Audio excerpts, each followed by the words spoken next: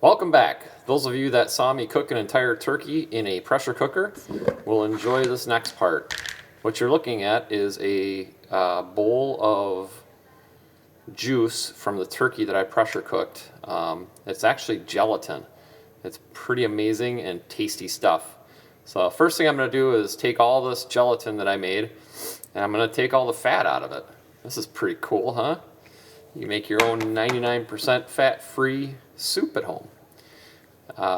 So this is the first step to making the soup, is getting all this nasty turkey fat off of the beautiful golden jelly that's underneath there.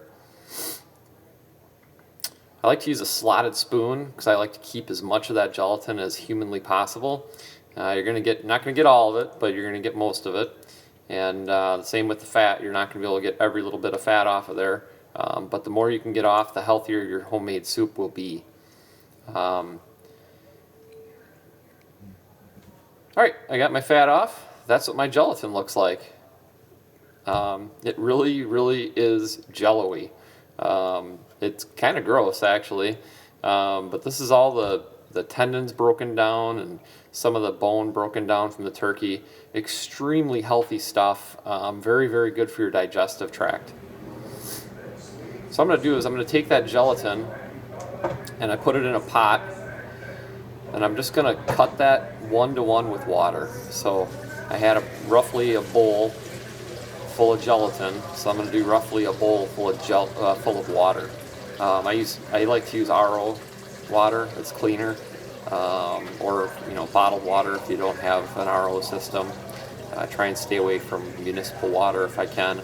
But an RO system really takes all the fluoride and all the nasties out of the water. So I'm just going to take my bowl of water and dump it in the pot along with my gelatin, and that's going to be our stock. That's going to be our liquid for our soup. So homemade all the way. So there it is, half water, half gelatin.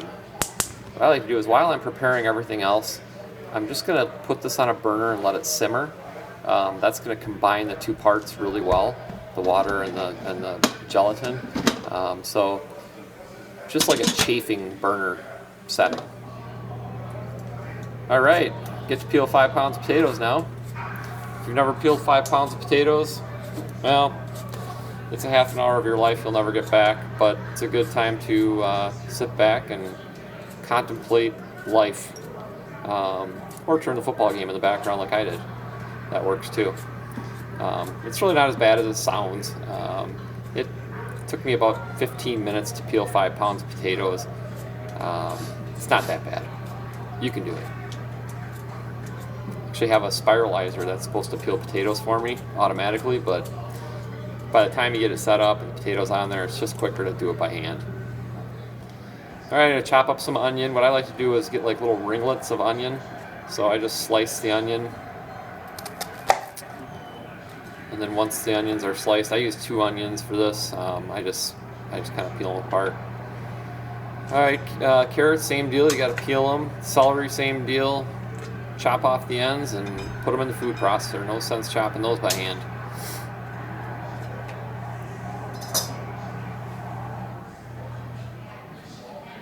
So we processed everything. We've got our onion, our celery,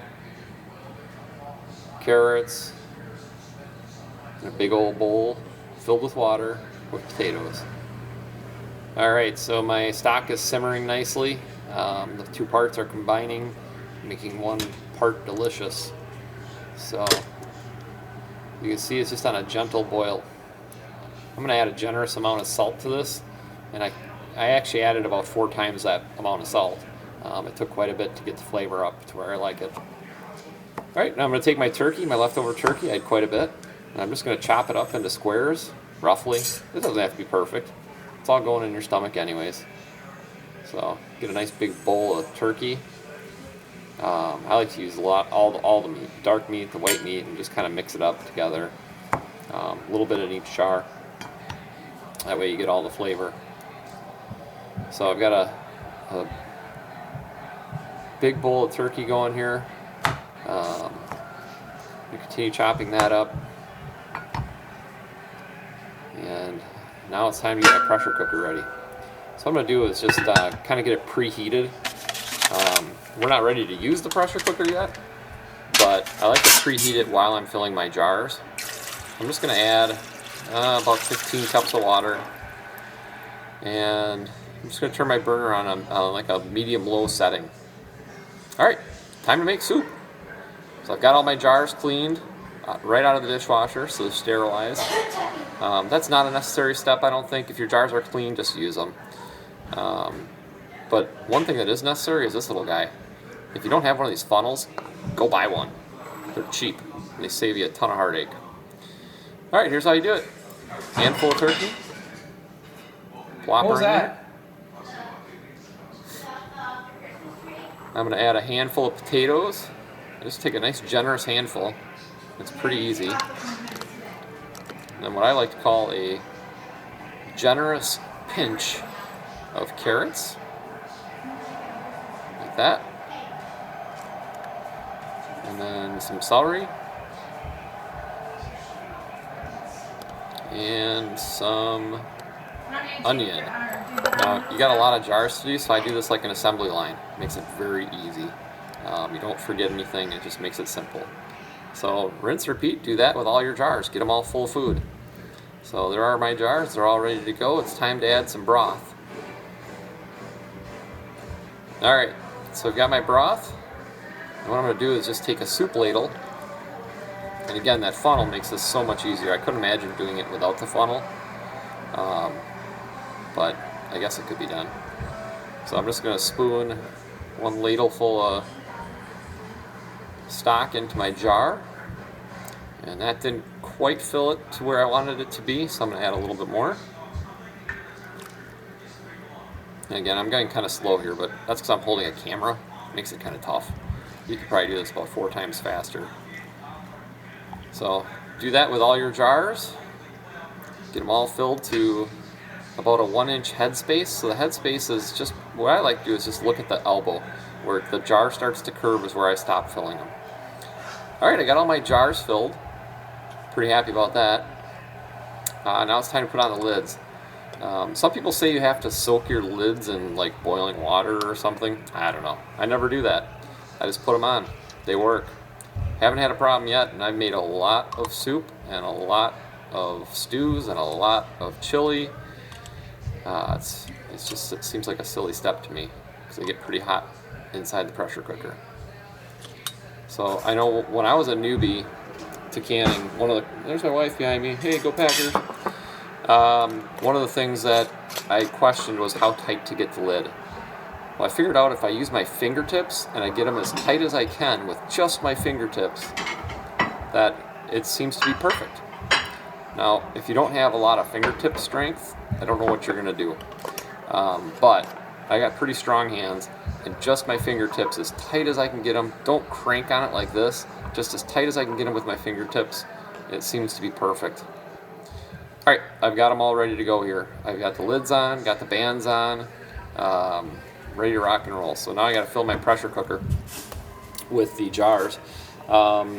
Remember, I put the water in earlier and I've got it warm. It's not boiling, but it's warm. That'll cut some time down on the processing. One thing I forgot to do here, which you should always do, is put a little bit of vinegar in your water. This particular water is my tap water. I don't use RO water for boiling. My tap water is very hard, and you'll see when I take the jars out that there's some cloudiness to the outside of the jars. Literally just like maybe 1/4 cup of vinegar in this water would have eliminated that issue. But I've got a 921 All-American pressure canner, so I'm actually able to fit 16 jars inside the canner. One thing you want to do is make sure none of the sides are touching. So you don't want any of the jars to be touching the side of the pressure canner.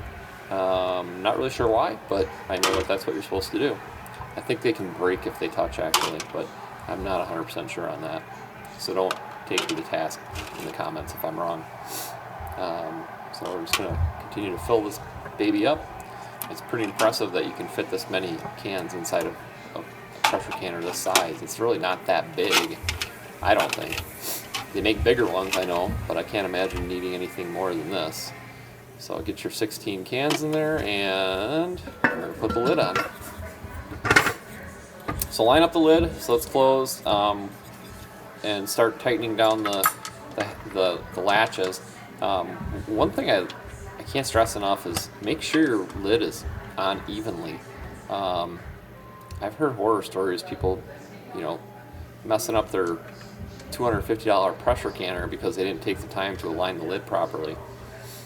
Some folks put a little ring of like vegetable oil around where the two parts of metal meet. I've never had an issue. I don't do that. But do what you need to do.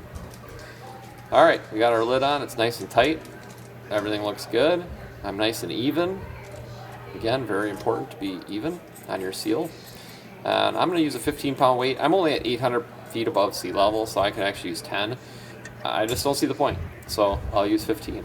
I've never had anything turn out bad because it was over pressure canned, so why not? Better safe than sorry.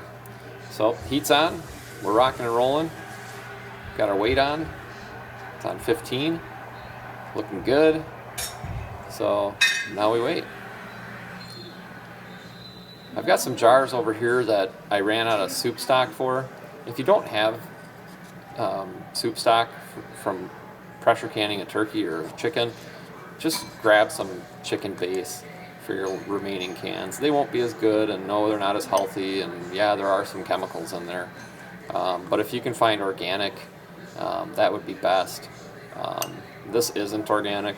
I couldn't find any at our local market. So, but for those 3 remaining cans that I ran out of stock, it's just going to be what it is. Maybe I'll give those away to the in-laws. Who knows? So, again, filling them up with RO water. Reverse osmosis water purifiers are fantastic. If you don't have one, I recommend them. It's a healthy way to drink water. You'll notice all my scraps in the sink.